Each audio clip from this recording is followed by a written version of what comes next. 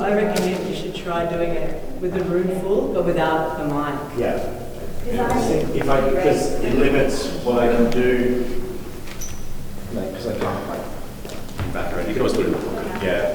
I think I'm probably just better without it because I can project. And this room holds sound. Really squat live, isn't it? So You've no music to compete with or anything. Yeah. Also, it felt a bit longer this time. yeah.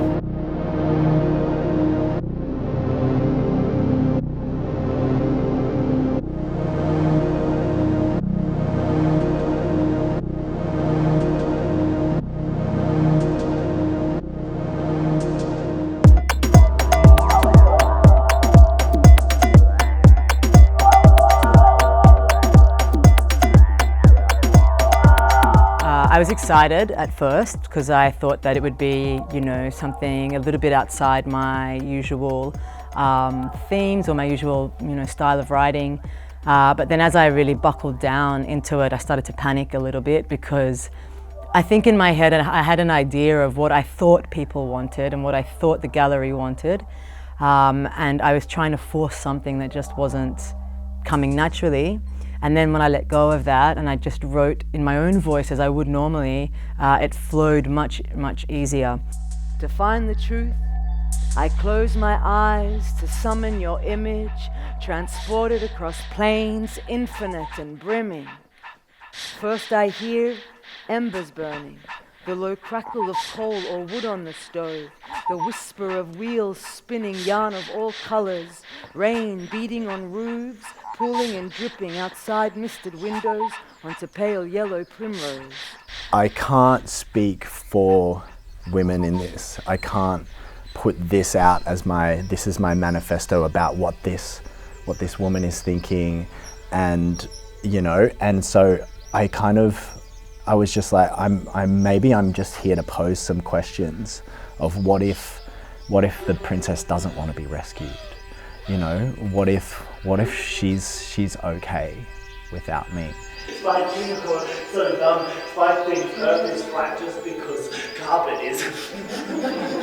Spike unicorn, so dumb. Spike says everybody should be allowed to think for themselves, but never once thinks for themselves. Maybe I'm wrong. I do have stories to tell. I have a perception that I want to really exude out of my whole spirit to say, this is my perception.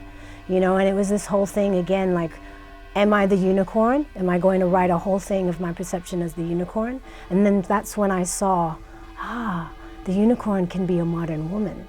And then that's where that whole perception was, I can explain myself as the modern woman, seeing what this woman's gone past, and all the trials and tribulations, and now maybe hopefully being the coach to allow her to know that you have a future. So young virgins, welcome to the unknown realm, the gap in existence, where your minds can choose to receive treasures submissively.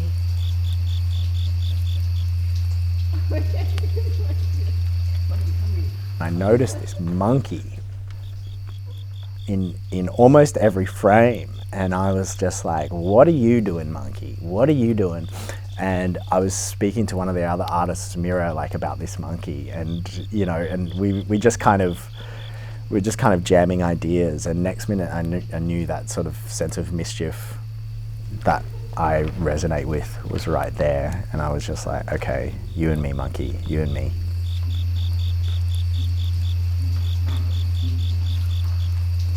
So getting to perform the work in the space with the tapestries is actually a bit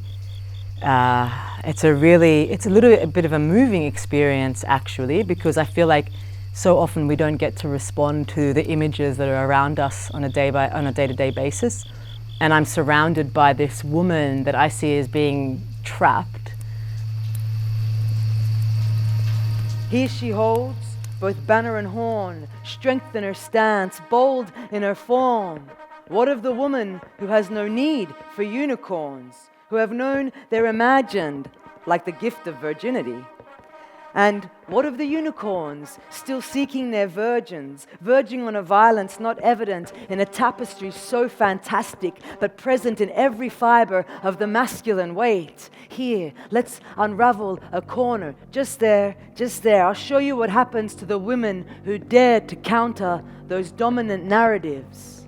There's so many ideas around what the piece could represent. So being kind of commissioned to respond to that was like both an honor and also what a task to do that justice. Hello, unclimbable trees. Hello, abstract bird. And I bring into question the role of these fabrics on this very wall, in this very space, owned by these kind of like, I don't know, like these audiences and the people that come in, like, you know, so what can I question around this? And it left me like sort of in this really shade of gray area where I was like, I have to be really respectful with what's happening, while also the artist in me to break everything open. To get away from the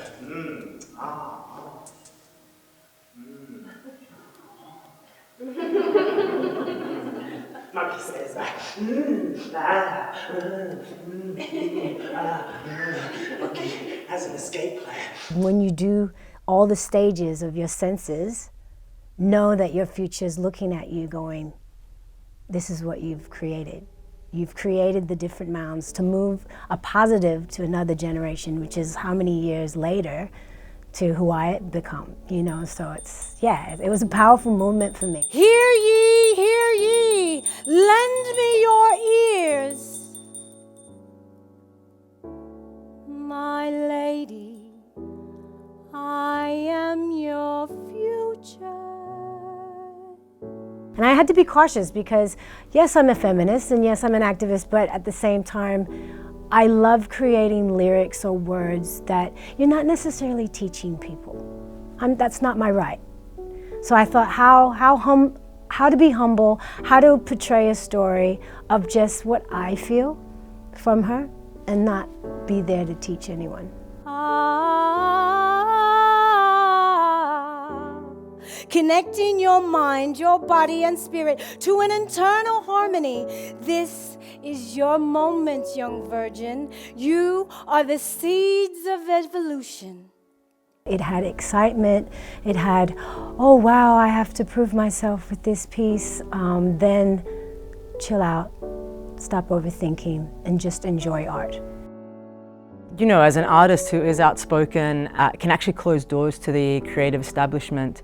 And so gaining access in this way to an establishment like the Art Gallery of New South Wales will allow the voices of women of colour, queers and those sorts of artists, because our voices and our stories are equally important. Identifying worthiness and maturity.